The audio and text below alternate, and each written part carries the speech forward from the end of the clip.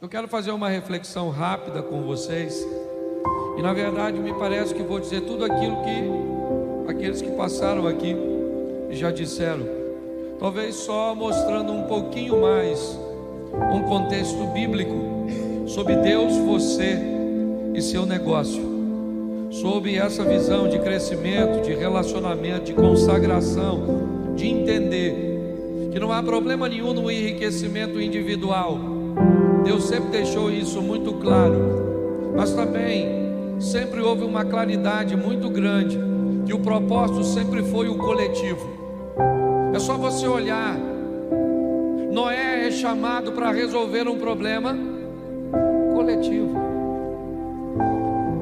Sempre que um problema aparece, alguém precisa se levantar para solucioná-lo, para atender a demanda. É assim que a vida funciona.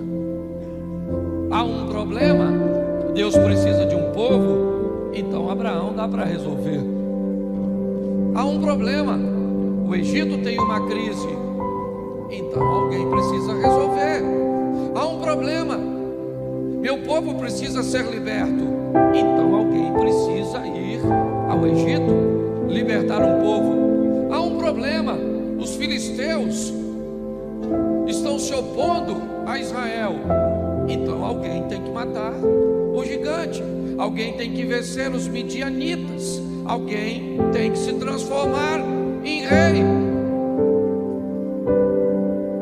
Há um problema, as nações enriqueceram e se fortaleceram, então vamos ter um rei rico, sábio, poderoso, como Salomão.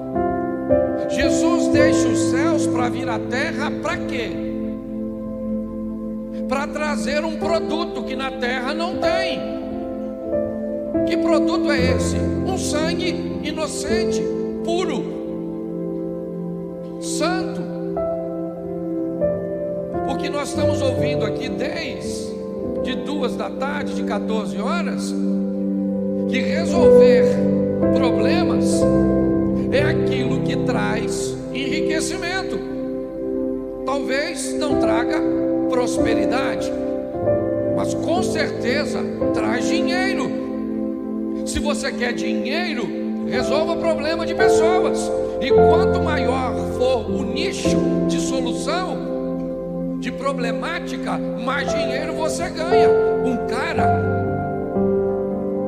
recebe notoriedade porque cria um computador, mas um indivíduo que pega um computador e bota em todos os lares, esse fica milionário, bilionário, porque quanto maior for o seu poder de ação, inevitavelmente mais oportunidades você tem de receber notoriedade e de trazer para a sua vida enriquecimento. Nós trabalhamos muito mais do que dinheiro, porque nós trabalhamos com prosperidade. E riqueza me parece que é ter muito de uma coisa só, e prosperidade é ter mais do que o suficiente de tudo aquilo que se precisa. Mas eu sei, eu não sou tolo, eu sou pastor. Eu lido com gente e sei que o que gente está procurando, na maioria das vezes, é grana. Mas eu aprendi também que quem trabalha para Deus, por exemplo, por dinheiro, também pode trabalhar para Satanás por um salário maior. Se o assunto é grana, é só business, é só negócio. Então eu preciso te mostrar que não há problemas, desde que você entenda os princípios. Eu vou gastar 20 minutos, no máximo 30, com vocês. Mas quando nós vamos entender o ambiente de criação, os códigos do início, talvez só em observar o primeiro capítulo de Gênesis, eu já descubro a melhor maneira de conduzir a minha vida aqui nessa terra. E eu tenho falado para aqueles que caminham comigo aqui, porque o modelo da criação é o modelo de uma vida de sucesso. É só você replicar em qualquer área da sua vida e você vai ver que as adversidades, elas vão surgir, porque enquanto tivermos no mundo, teremos aflições. Por mais corretamente que você viva, as adversidades farão parte dos processos que você vai enfrentar. Mas eu acho que vale a pena primeiro entender como tudo começa. No princípio cria Deus céus e terra. Esse versículo já me diz que uma coisa vem primeiro que a outra. O céu vem primeiro, a vontade de Deus vem primeiro. O que tem no céu? A vontade de Deus. Seja feita sua vontade, assim ou aqui na terra, como ela é feita no céu. Você já ouviu? Juntai tesouro onde? No céu, onde ladrão, traça e ferrugem não pode roubar. Buscai primeiro o reino de Deus e a sua justiça, e as demais coisas vos serão. Isso. Que adianta o homem ganhar o mundo inteiro e perder o céu? Então é muito importante nós entendermos. Pastor, mas isso é muito abstrato. Porque o céu não se ensina, o céu se revela. Ninguém consegue ensinar o reino para ninguém, porque você não consegue ensinar o reino. Você consegue ensinar o texto bíblico, mas o reino se revela. É importante entendermos isso. Se você vai olhar, vamos tratar da seguinte forma, num linguajar mais prático. O que Deus vai abrir? Um negócio que vai surgir da onde? Do nada. A terra era sem forma e vazia, e Ele começa a estabelecer também um princípio de vida. Qual? A fé. Ao chamar à existência as coisas que não existem como se elas já existissem, o que Deus está estabelecendo é a fé. É isso. O que a Bíblia está dizendo é que se eu quero ter uma vida vencedora, próspera nessa terra, primeiro eu entendo que o reino de Deus é prioridade. Os céus vêm primeiro.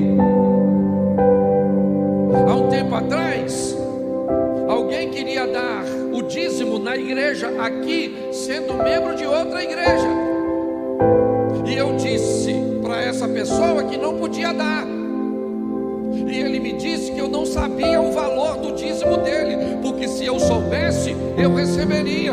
E eu disse para ele que não interessava o valor do dízimo dele, ele não era grande o suficiente para comprar meu princípio, por maior que fosse o valor. Nós precisamos entender que os princípios não podem ser quebrados, que os céus vêm primeiro, que a fé é base de vida. É assim que funciona. E que a primeira coisa que Deus vai criar é luz, é conhecimento, é informação. Antes de fazer qualquer coisa, Deus diz: haja luz. Uma palavra muito associada com conhecimento, e as trevas têm associação com ignorância. O que você sabe sobre o que você faz? O que você sabe sobre o que você vende? O que você sabe sobre o que você representa?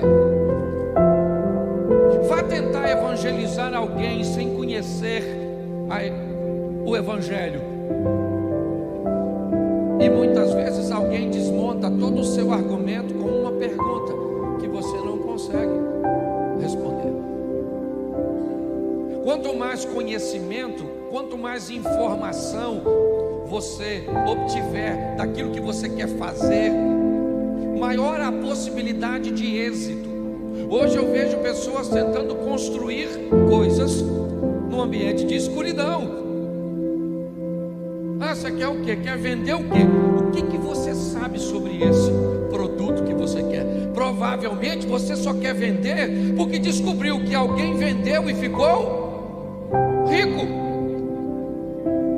E se alguém está ganhando dinheiro, é isso que você faz, você replica. E muitas vezes, mesmo replicando algo que deu sucesso na vida de outro, você fracassa. Isso provavelmente vai te machucar mais ainda. Quer casar? Leve luz. Quer arrumar amizade? Leve luz. Quer estudar? Ilumine. Traga luz para saber se aquilo que você está planejando fazer vai trazer para você o resultado que você espera. Porque eu vejo gente que está com 50 anos estudando ainda para uma hora arrumar emprego. O que você faz? Não, estou me especializando. Pô, deve ser para ir para o céu, para trabalhar lá, ou para o inferno. Porque está... Você conhece alguém assim? Não precisa levantar a mão. Tá certo? Mas é importante nós entendermos isso. E aí eu peguei 3 exemplos rapidinhos aqui. Dá para botar o texto para mim, Henrique? Tá? Então coloca aí. 2 Crônicas, capítulo 29, verso de número 8. Vamos lá rapidinho. 2 Crônicas 29, 8. Por isso a ira do Senhor caiu sobre Judá e sobre Jerusalém, e ele fez deles objeto de espantos, horror e zombaria, conforme vocês podem ver com os seus próprios. Preste atenção, estou falando de Ezequias. 25 anos de idade tem esse garoto, esse jovem, quando assume a bomba o reino falido deixado pelo seu pai. Pensa num cara, Zé Mané, Zé Ruela. É o pai de Ezequias. O nome dele é Acais. O cara foi tão ruim, Eliezer, que até na hora de enterrar ele, não botaram no mesmo túmulo dos outros que estava morto. Parece que o defunto ia reclamar. Não põe aqui. Pegaram ele e falaram: isso é ruim demais, bota num sozinho aí para não ter reclamação. Quem sabe ele não ressuscita na ressurreição do Cristo. E aí o reino caiu na mão de um garoto de 25 anos de idade. Porque problema não tem idade para aparecer, meu filho. A hora que ele chegou, problema só cria 2 tipos de pessoa: a vítima ou os fortes. É assim que funciona. E se está ferido e acha que sua saliva tem substância terapêutica, lamba suas feridas. Se não, meu irmão, erga a cabeça e vamos embora. Vida que segue. O que nós temos aqui? Nós temos um problema. O que nós temos aqui é um problema. Por quê? Porque Jerusalém está sendo atacada o tempo inteiro. E agora, por assírios ou por sírios. Arameus, agora me falha a memória. Mas ele está enfrentando a adversidade. Esse é um problema, e esse problema precisa ser resolvido. Isso precisa ser sanado, e alguém vai ter que se levantar para resolver. Mas como é que eu resolvo um problema? Pastor, eu não sei como resolver. Capítulo 29 ainda, põe para mim, verso 5. Volta aí.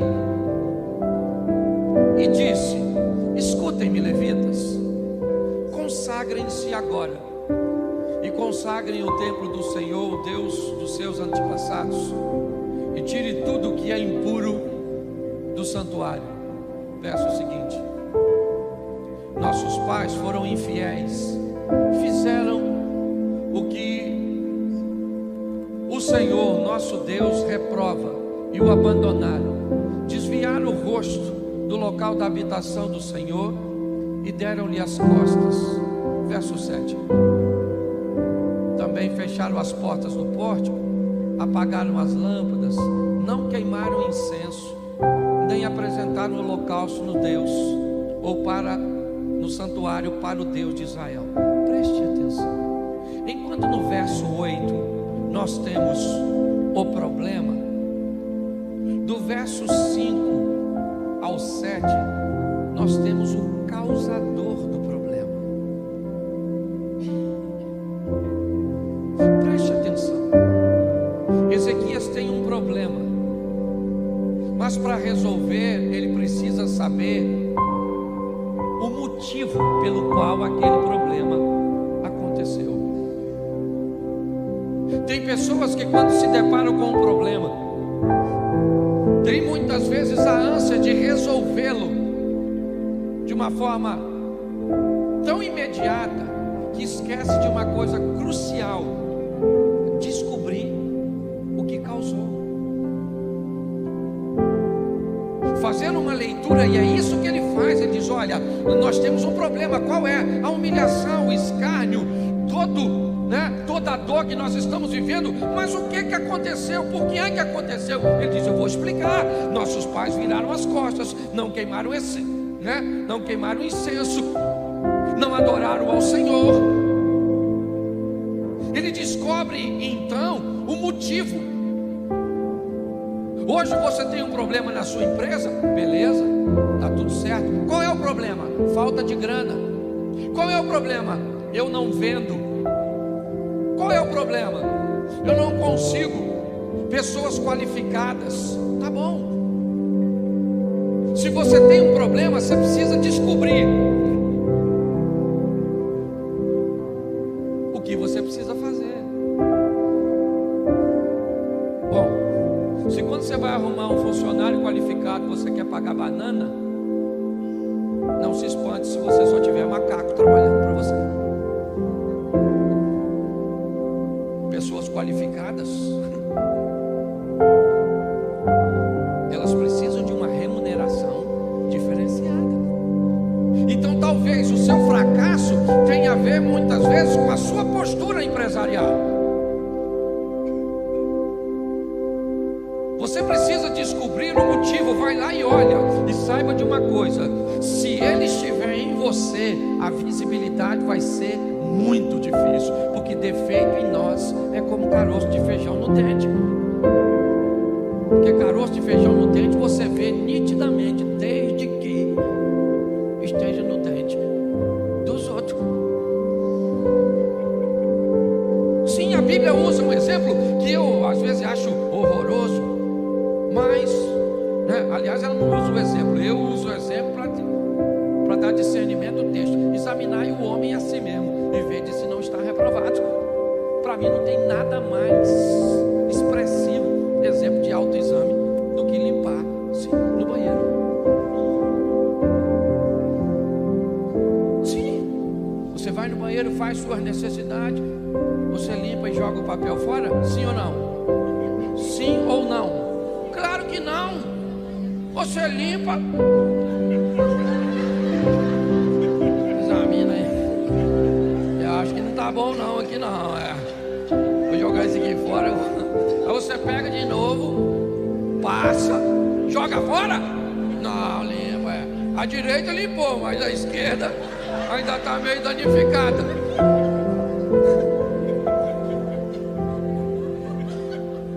Mas é verdade ou não? Pode ser feio, mas que é esclarecedor, é. O que Ezequias faz? Ele olha e diz: gente, olha só, nós estamos nessa situação por causa disso, porque não tem planejamento, porque não tem verdade, por causa de tudo aquilo que você já ouviu. Mas normalmente, dependendo da religiosidade que nós temos, o culpado não somos nós. Quem é? O diabo, o Satangos. Pastor, o inimigo está furioso com a minha empresa. Nossa, sua empresa deve ser extraordinária. O diabo se levantar só contra você. Você deve ser, né?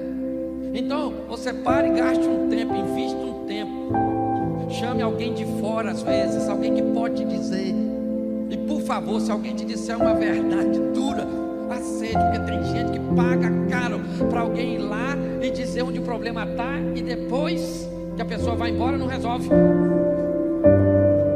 Então o cara falou nós estamos lascados, rapaziada.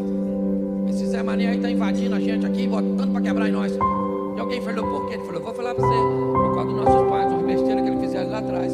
E nós estamos lascados. E agora, quem poderá nos defender? Ele diz, o Zequinha. É para isso que eu vim, para resolver essa pendenga. E eu gosto disso. Versículo 10, bota aí rapidinho, meu filho. Ajuda aí, meu irmão. Isso. Pretendo, pois, agora fazer uma aliança com o Deus de Israel, para que o fogo da sua ira se afaste de nós. Eu gosto do Zequinha, 25 anos de idade. É novo, mas é macho. Ele falou, o negócio é o seguinte, meu irmão. A casa caiu. Estou resolvido a mudar essa história. Mudar o quê? Acender as lâmpadas que papai apagou, abrir as portas que papai fechou, contratar os sacerdotes que papai demitiu. Se nós mudarmos a nossa postura, inevitavelmente o resultado vai mudar, gente. Nós estamos ouvindo isso o tempo inteiro, o tempo inteiro, o tempo inteiro. Deus falando através dos preletores. O cara olhou e ele fez tudo certinho, tudo. Pensa num cara maneiro, o Zequinha. Restituiu o culto, celebrou a Páscoa, retirou a oferta. O cara fez tudo certo. E quando você faz tudo certo, qual é a canção que você gostaria de cantar? Vai dar tudo certo. Que a gente pensa que é assim, fiz tudo certo, vai dar tudo certo. O discípulo, Jesus falou para o discípulo, ó, entra no barco e vai para o outro lado. Eles falaram, claro, vamos entrar no barco e vamos para o outro lado, para onde Jesus mandou. O vento era o quê? Era o quê? Era o quê? Contrário? Mas quem mandou eles irem? Então o vento tinha que estar soprando para onde? Mas não estava. Porque às vezes você pensa que obedecer te dá o direito de que tudo vai dar certo. Esse cara fez tudo certinho. Mas dá uma olhadinha nesse texto aqui, capítulo 32, verso de número 20. 2 Crônicas 32, 20. Por isso o rei Ezequias e o profeta Isaías, filho de Amós, oraram aos... O que eles fizeram? Eles fizeram o quê? Oraram. Sim ou não? E por que ele está orando? Você sabe por que esse cara está orando? Porque ele já fez tudo o que podia fazer e agora não tem mais nada que ele possa fazer. Então, por favor, deixe para orar no final. Pastor, mas eu não tenho que orar no começo? Hoje não. Primeiro você trabalha, você estuda, você ilumina, você faz tudo. Você faz tudo que você puder. Aí não deu certo, pastor, eu fiz tudo certinho. Ele falou, então meu filho, vai lá e dobra seu joelho e fala com Deus. Porque Ezequias fez tudo. Sabe o que aconteceu? O inimigo mais poderoso da terra naquela época, um tal de Senaqueribe, um cara fera, cercou a cidade do Ezequias. Não tem rota de fuga, não tem nada. O Ezequias chamou Isaías e falou, Isaías, meu filho, tá vendo isso aí, ó? A gente faz as coisas tudo certinho, ó. É isso aí que Deus faz com a gente. Essa injustiça, sabe? Por isso que às vezes eu penso que ser bom é que é ruim. Porque tem gente no meio da adversidade já fica com o coração. Ezequias falou, Isaías, meu filho, olha você naquele meio, ó. Tá pensando que é papai que está aqui. Sou Acais não, rapaz. Sou Ezequias. Vamos falar com Deus. E falou com Deus. Eu imagino que ele deve ter falado assim, orando, Senhor, olha aí o Senaqueribe me ameaçando, falando que vai invadir. Ele falou mal do Senhor, viu? Estou fazendo fofoca não, mas eu sou o Senhor. Eu não deixo ninguém falar assim não. Aí Deus falou com o anjo, falou assim, dá um pulinho lá, resolve essa parada lá. Porque tem coisa, meu filho, que por mais expertise que você tenha, você não resolve.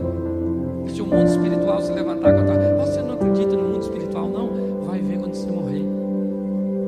Vai ver. Ou com asinha ou com chifrinho, mas vai ver. Para onde você vai, eu não sei. Eu já não sei nem Quanto mais você. Eu já falei isso aqui, né? Que no céu nós vamos ter 3 surpresas. Qual é a primeira? Cheguei, cara. Eu vim, maluco. Nossa, tô surpreso. Segunda surpresa? Você aqui. Nossa, o céu já tá mal frequentado. Terceira surpresa. Cadê fulano?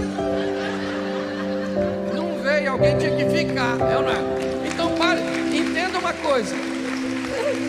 Você está rindo? Tem uma coisa nessa vida que ninguém pode fazer por você, sabe o que é? A sua parte. A sua parte não faz.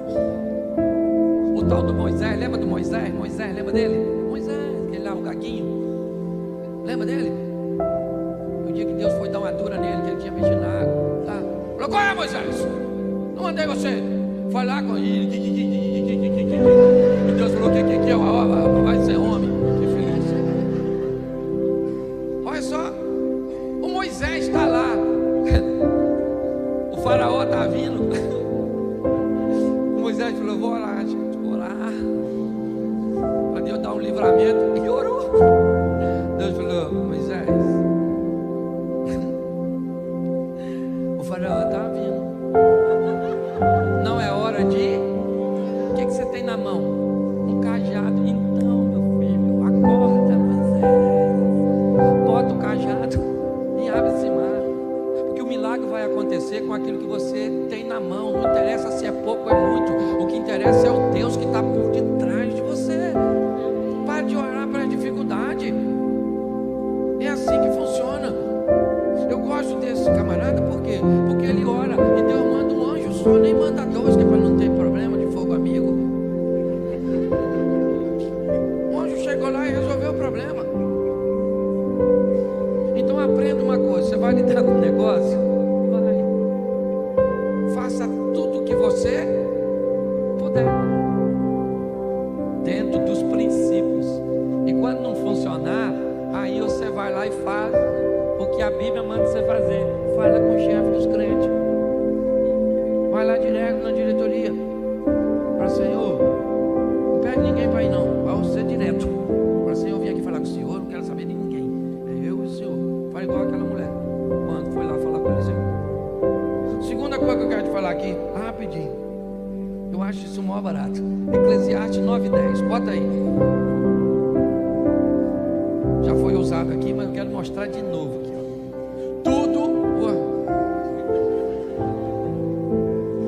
O que suas mãos tiverem que fazer, que o façam com toda a sua, pois na sepultura para onde você vai. Mas é uma ameaça.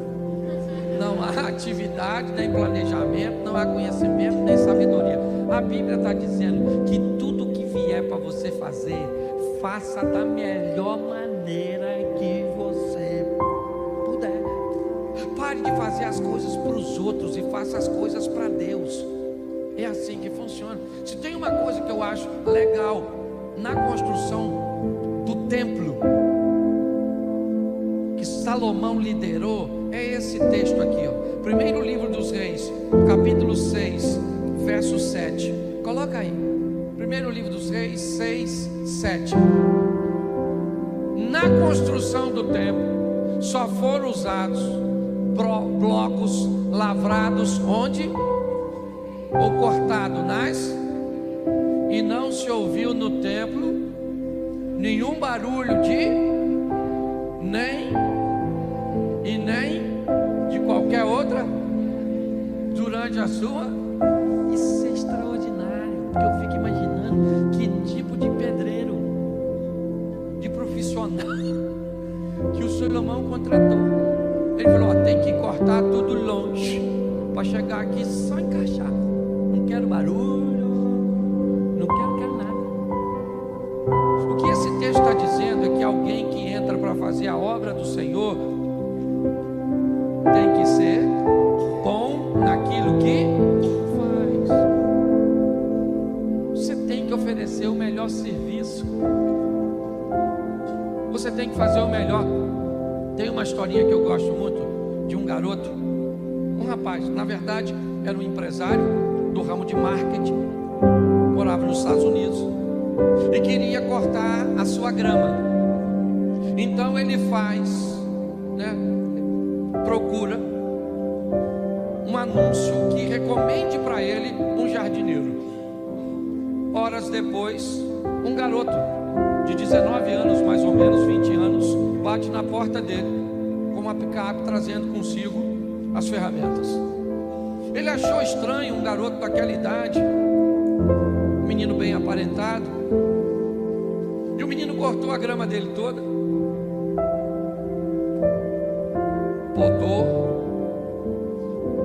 botou tudo dentro de sacos, botou na picape. E ele ficou olhando aquele garoto prestando um serviço tão legal, ele entusiasmado, quando no final o garoto virou para ele e falou assim: moço, deixa eu fazer um pedido ao senhor, será que o senhor deixaria eu usar seu telefone?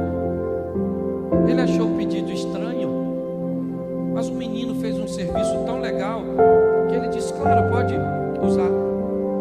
Mas ele, intrigado com o pedido, foi prestar atenção, foi ouvir para quem o menino ia ligar. E de repente o menino ligou e falou assim: ô, minha senhora, boa tarde, a senhora não está precisando de um jardineiro? Ela disse: não, eu já tenho um. Ele disse: mas eu corto a grama e levo todo o lixo. Ela disse: mas o meu jardineiro também faz isso. Ele disse: mas eu ainda podo. Ela disse: o meu jardineiro também faz as podas. Ele disse: mas eu lubrifico e deixo as ferramentas tudo arrumadinho. Ela disse: o meu jardineiro também faz isso. Ele disse: olha, mas o meu preço é muito bom. Ela disse: mas eu estou muito satisfeito com o preço do meu jardineiro. Aí ele disse: ó, tá bom, muito obrigado pela atenção, e desligou o telefone. Aí o homem que estava ouvindo disse para ele: acho que você perdeu uma cliente. E ele disse: não, o jardineiro dela sou eu. Só estava fazendo uma pesquisa de satisfação.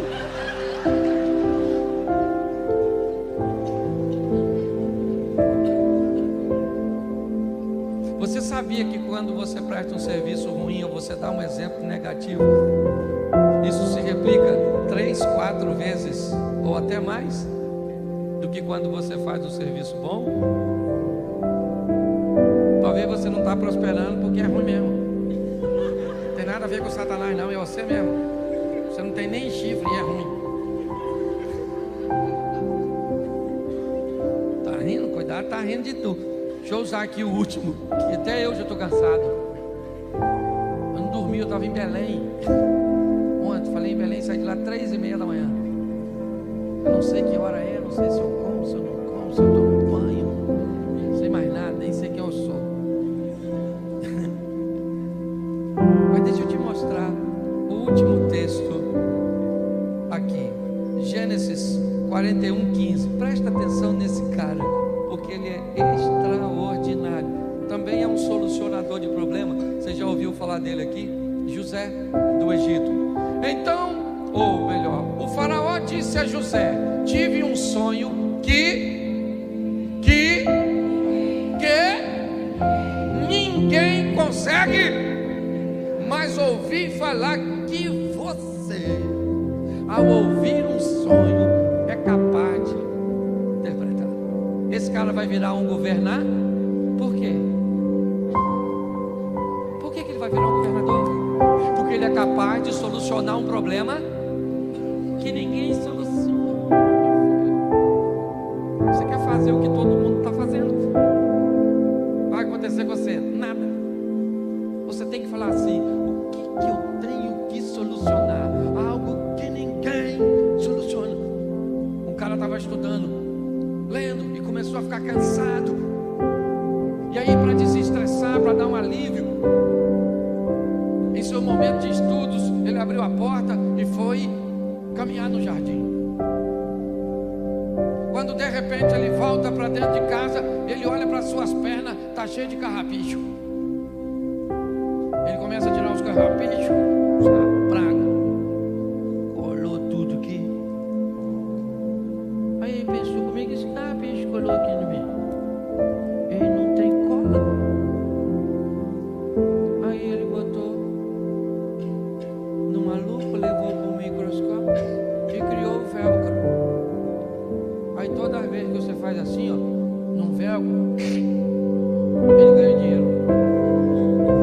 Porque ele pensou em algo que você não pensou.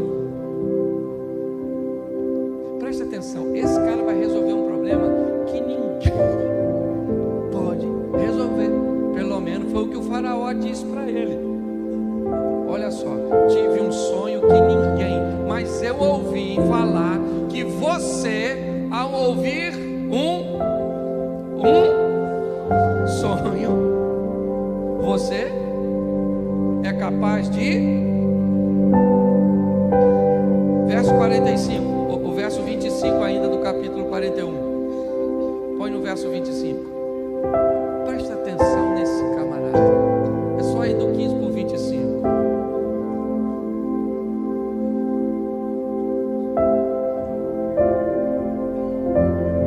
Só um minutinho que eu tenho o versículo errado. Isso. É o verso 16, perdão, primeiro. Olha o que José falou. Respondeu-lhe José: isso não depende de, ou seja, interpretar não depende de, mas Deus dará ao faraó uma resposta. Preste atenção no que esse cara está respondendo. Ele está conversando com quem? Com o faraó, que se acha um Deus. Aí o faraó fala para ele assim: eu ouvi falar que você é capaz de solucionar um problema que ninguém soluciona. O que é que ele fala? O faraó: soluciono mesmo. Entendeu? Comigo é assim mesmo. Apareceu o problema, eu soluciono. Não, ele falou: deixa eu falar uma coisa pra você, faraó. Eu não soluciono nada, mas eu conheço um Deus que soluciona. Bom, das duas, o que José está dizendo para o faraó, que não é bobo, pode parecer duas coisas: ou ele é um Deus encarnado num homem, ou ele então é alguém que é um homem, mas anda muito perto. E para o faraó qualquer uma das duas coisas serve. O que o Zé está vendendo é o peixe dele. Pensa num cara malandro, esse tal de Zé. Quando ele fala para o faraó, ele falou: ó, eu não faço nada, mas eu conheço um Deus. Me trouxe para cá por uns caminhos esquisitos. Entrei numa cisterna, fui para casa de um camarada, que a mulher dele quis pegar eu. Quase que eu peguei a maluca, uma gostosona lá, mas eu fugi. E aí fui preso. Interpretei um sonho dos malucos lá, um morreu, um veio para cá, esqueceu de mim. Estou cansado dessa vida. É muita desgraça com o Zé só. Não, o cara está lá. E agora ele está dizendo para o faraó: não sou eu, mas tem um Deus que vai dar para o senhor uma resposta favorável. Gente, ele está falando com o faraó. Se ele fala algo de ruim, o que o faraó podia mandar? Só por causa da coisa ruim. Eu lembro da história de um rei que teve um sonho que os dentes dele caíam tudo. Ele pegava o único dentinho que ficou e ficava escovando. O dente dele não caiu no sonho. Ele chamou o sábio dele tudo e falou: gente, estou com um sonho que me perturbou. Sonhei que meus dentes caíam tudo, ficava um dente só. E eu cuidava do dente, o dente caiu. Eu preciso de uma interpretação. Vai chamar um sábio. Aí o rei falou: ó, sonhei que meus dentes caíam tudo, ficava um só, eu escovava e ele caía. O sábio falou: nossa, que coisa ruim. Deixa eu falar uma coisa para o senhor. Os dentes do senhor que está caindo eram os parentes do senhor que ia morrer. E o último dente era o senhor. O rei falou: prende esse miserável, prende essa peste. Está falando coisa mal a meu respeito, rapaz, que eu vou morrer. Coisa nenhuma. Prenderam ele. Ele falou: vê se arruma outro sábio aí. Foram lá na casa sábio longe, falou: olha, o rei está mandando chamar você. Eu vou logo falando, cuidado com o que você vai falar, porque o outro já foi preso. Aí ele falou: vamos embora. Contaram para ele o que foi. Aí o outro sábio chegou e falou: ó, sonhei que meus dentes caía tudo, ficava um dente só. Eu escovava o dente caía também. O que significa? O sábio falou: isso é um negócio extraordinário. Rapaz, louvado seja Deus. Vida longa ao rei. Mas o que significa? Isso é longevidade. O que esse sonho está dizendo? Que o senhor vai viver muito mais que todos os seus familiares. Ele falou: é isso aí.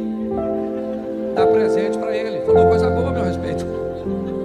Ganhou os presentes. Na saída um cara falou assim: maluco, você falou a mesma coisa que o outro. O outro falou que os parentes morrem primeiro e ele morre por último. Você falou que ele vive mais que os outros. Ele falou: pois é, eu falei a mesma coisa. Por isso que tem gente vendendo coisa que você não consegue vender. O que faz diferente? Deus está te machucando, né? Podia ter ficado na palestra anterior. Nossa, você virou uma tortura. Essa hora você cansado. E as coisas ficando cada vez mais contra você. Eu gosto disso. Porque isso é algo que só vai crescendo. Bota o verso 25 do 41. Olha o que José diz agora para o faraó. O faraó teve um único sonho. Aquele sonho da vaca magra, da vaca gordinha. Lembra da vaquinha magrinha que comia gordinha, de uma espiga. Eu não sei como é que alguém sonha com espiga que come outra.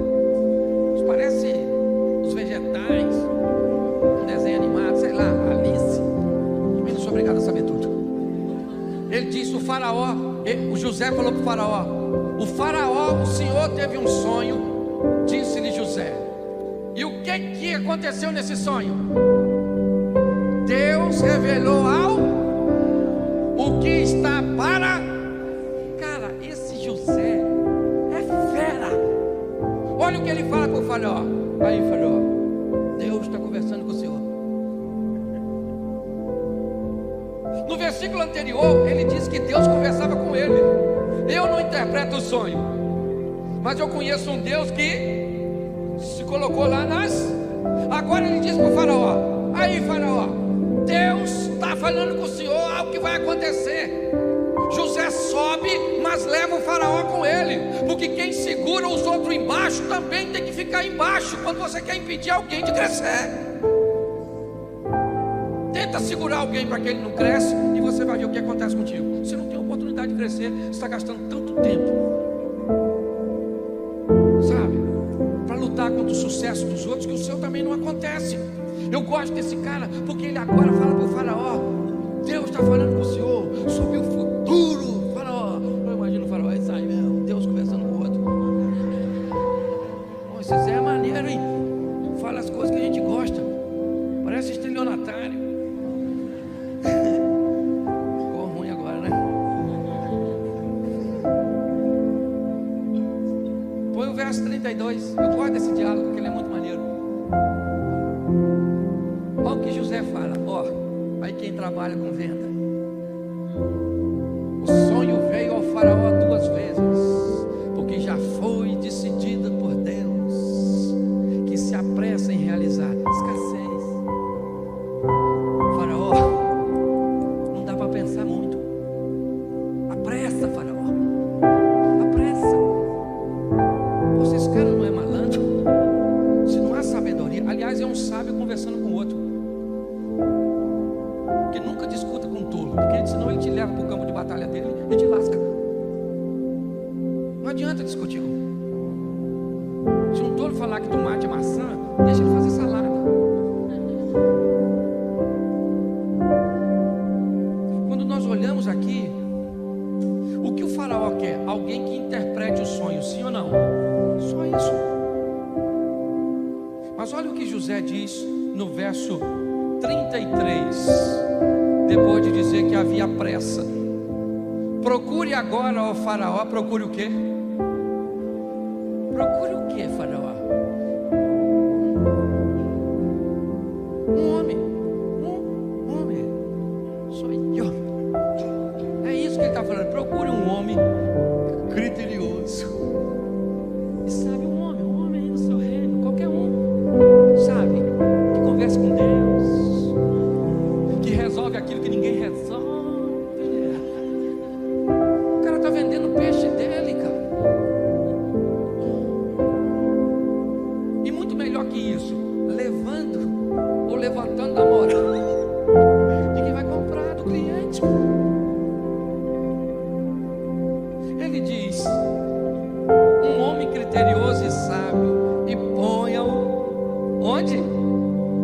comando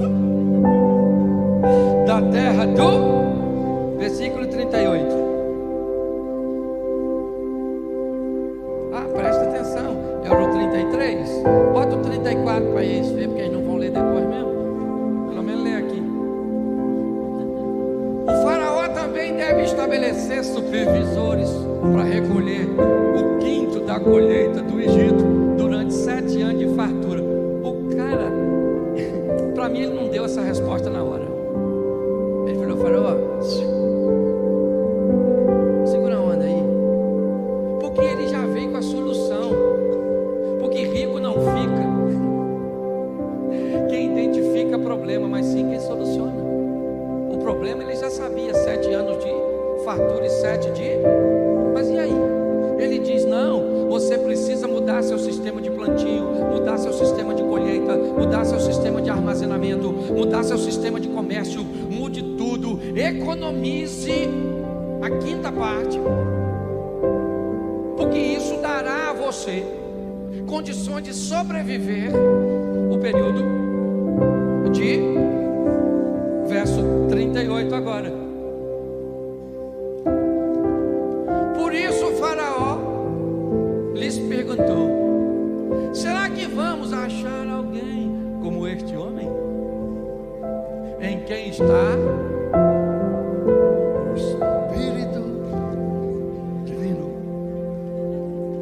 Você sabe por que o faraó disse que tinha nele o Espírito Divino? Porque ele já tinha dito para o faraó que tinha o Espírito Divino conversando com ele. Porque senão o faraó não ia dar mole. Falou: olha o Zé aí, ó. Você vai virar governador da prisão do governo. Que isso não acontece no Rio de Janeiro. Nossa, tinha nada que falar isso. Caraca, mano.